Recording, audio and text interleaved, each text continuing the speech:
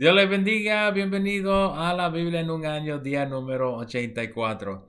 Estamos en el libro de Génesis y vamos a estar considerando en el día de hoy los capítulos 10, 11 y 12. El capítulo 10 contiene la segunda genealogía extensa de la Biblia. Esta genealogía es importante porque explica cómo el mundo antiguo se desarrolló luego del diluvio y prepara el camino para la historia de Israel como pueblo de Dios.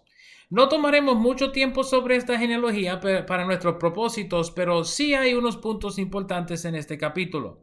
La genealogía trata acerca de los descendientes de Noé y comienza con los tres hijos de Noé, Sem, Cam y Jafet. Los versos 2 al 4 describen la descendencia de Jafet. Debemos notar que las genealogías bíblicas típicamente incluyen solo los varones, aunque hay algunas excepciones, como en la genealogía de Cristo. Jafet es mencionado como habiendo tenido 7 hijos. Noten en los versos 3 y 4 que solo Gomer y Javán son mencionados como habiendo tenido hijos propios. Los descendientes de Jafet viajaron hacia el norte, haciendo sus moradas cerca del Mar Negro y el Mar Caspio. Se cree que los hijos de Jafet hayan poblado lo que hoy en día es Europa y partes de Asia. Noten en el verso 5 que los lugares donde fueron a habitar son mencionados como siendo divididos según su lengua. Debemos recordar que esta es la segunda y tercera generación y que la historia de la Torre de Babel en el capítulo 11 será responsable por la dispersión de esta gente a diversos lugares. Los versos 6 al 20 tratan acerca de los hijos de Cam. Recuerde que Noé, luego de su embriaguez, maldijo el linaje de Cam por su hijo Canaán. Pero hay otras cosas importantes acerca del linaje de Cam en este capítulo. Cam tuvo 4 hijos, Cus, Misraim, Fud y Canaán. Si les parecen estos nombres es porque cada uno establece tierras cuales siguieron con su nombre. Cus representa parte de Etiopía cerca del Mar Rojo. Misraim viene a ser conocido en las escrituras como la nación de Egipto. Fud es otra parte de África cerca de Etiopía. Finalmente, Canaán representaba desde la frontera norte de Egipto hasta lo que hoy en día es Israel, Siria, Líbano y parte de Turquía. Obviamente, las tierras de Canaán incluían lo que sería la tierra prometida a Israel. Cus engendra a Nimrod, mencionado en el verso 8 como siendo el primer poderoso en la tierra. Nimrod era vigoroso cazador. Noten en el principio de su reino que el principio de su reino es Babel, entre otras ciudades. La historia de Babel compone el capítulo 11, aunque Nimrod no es mencionado en el capítulo, indicando que tomara poder de Babel luego del capítulo 11. Noten al igual que edificó Nínive y otras ciudades antiguas, indicando que su influencia y poder fueron grandes en la región. Noten en los versos 13 y 14 que los descendientes de Misraim, principalmente por Casluim, son los filisteos quienes vendrán a ser feroces enemigos de Israel en los tiempos del Antiguo Testamento. Los versos 15 al 20 hablan de los descendientes de Canaán. Noten la mención de los jebuseos, amorreos, gergeseos, heveos y otros más, quienes serán mencionados como los habitantes de la tierra prometida a Israel. Aunque no son mencionados en este capítulo como un pueblo, los descendientes de Ed en el verso 15 son mencionados más de 50 veces en el Antiguo Testamento como los heteos. Finalmente se mencionan los descendientes de Sem en los versos 21 al 31. Los descendientes de Sem no son tan conocidos como los descendientes de Cam, principalmente porque no son tan frecuentemente mencionados como progenitores de Israel. No obstante, los nombres de Elam, Aram, Uz, Joctán y Adoram pueden serle familiar. Esto es porque son mencionados como tierras en el Antiguo Testamento, y los descendientes de Sem serán el enfoque del Antiguo Testamento, aunque los descendientes de Jafet y Cam también serán referenciados frecuentemente. Sem, Jafet y Cam son conocidos como los progenitores de la raza humana luego del diluvio. El verso 32 indica que las descendencias de Noé se esparcieron por las naciones de la tierra, pero esto no fue hasta luego del suceso de eventos en el capítulo 11. El capítulo 11 comienza con la observación de que todos los de la tierra eran de una sola lengua y las mismas palabras. Esto no debe ser sorpresa, ya que todos los habitantes de la tierra a este tiempo provinieron de la familia de Noé. Habiendo llegado a la tierra de Sinar, los habitantes de la tierra deciden levantar una ciudad y una torre. Noten en el verso 4 cuál es el propósito de la construcción, por si fueran esparcidos sobre la faz de la tierra. Los versos 5 al 7 indican la reacción de Dios frente a tal obra de los hombres. Deben notar que Jehová en ningún momento indica que los hombres deberían abandonar sus esfuerzos de construir ni la ciudad ni la torre. Su observación es algo totalmente distinto. Los hombres de la tierra se habían unido de tal manera que nada les sería imposible. Esto parece ser un motivo extraño por la confusión de lenguas cual trae sobre la gente, pero al analizarlo bien, tiene sentido. El hombre se había olvidado de Dios durante los tiempos de Noé, de modo que violentaban la conciencia y promulgaban la violencia. Ahora, luego del diluvio, los hombres se habían unido para la construcción de una gran ciudad y una torre, cual sería el legado de su potencia. Hombres quienes pensaban que todo era posible por sus propios esfuerzos, no tendrían necesidad de buscar de Dios. Algo totalmente ausente en la genealogía del capítulo 10 es la indicación del servicio a Dios por los descendientes de Noé. Por lo tanto, Dios nunca les indica que deben terminar su labor, sino que simplemente confunde su lenguaje para que se les haga más difícil trabajar juntos. En vez de averiguar cómo seguir hacia adelante con sus nuevos idiomas, los hombres se separan, como mencionado en el previo capítulo, según sus lenguas. Ninguno siguieron la obra de la torre, la cual vino a ser conocida como Babel, cual proviene de Balal en el hebreo, significando confusión o mezclado.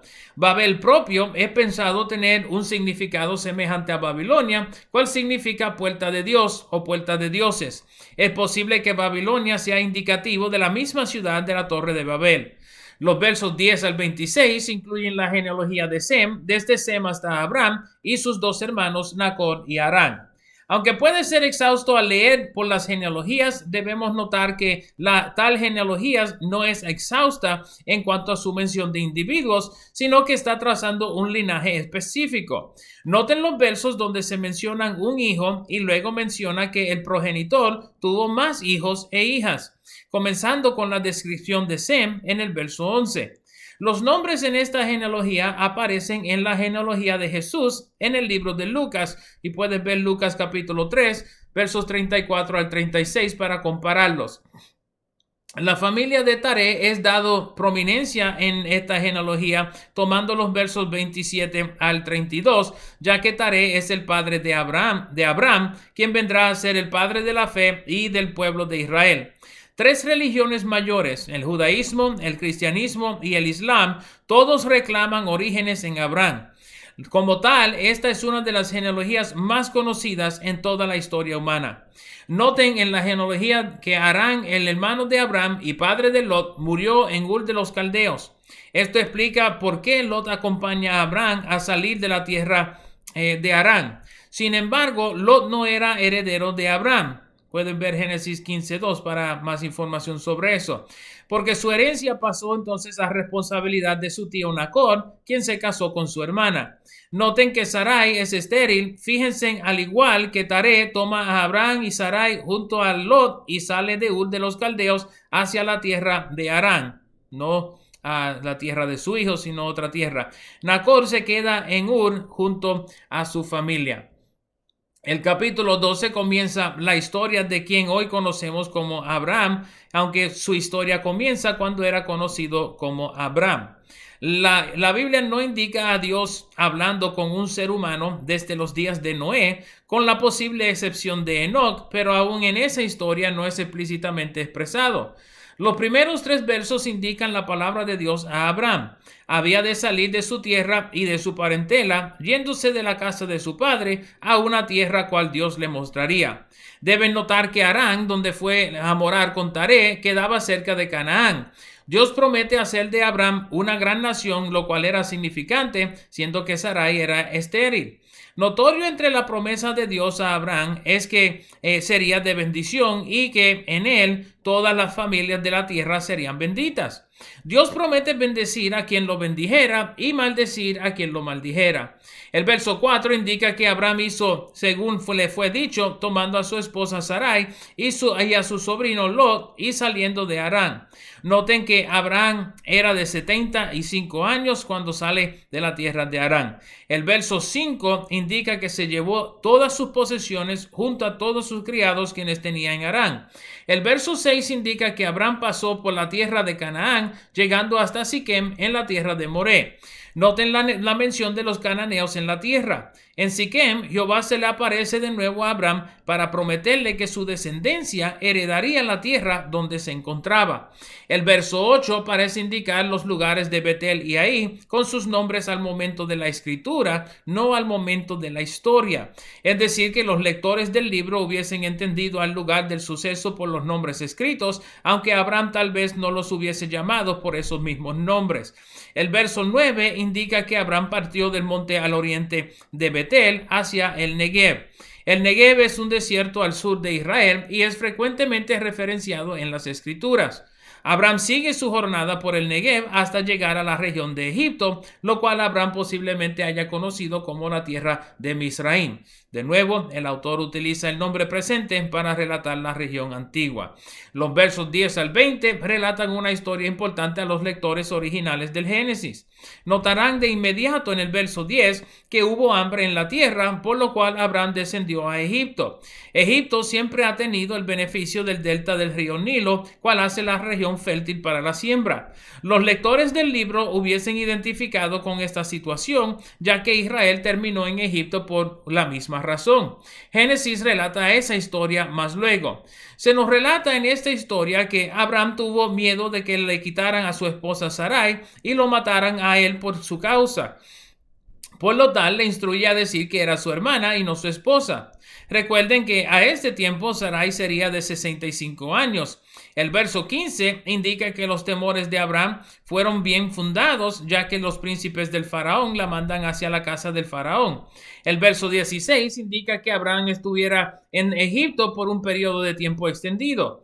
Como resultado de haber ofrecido a Sarai a Faraón, Abraham fue recompensado con ganados en cantidad y criados para atenderlos.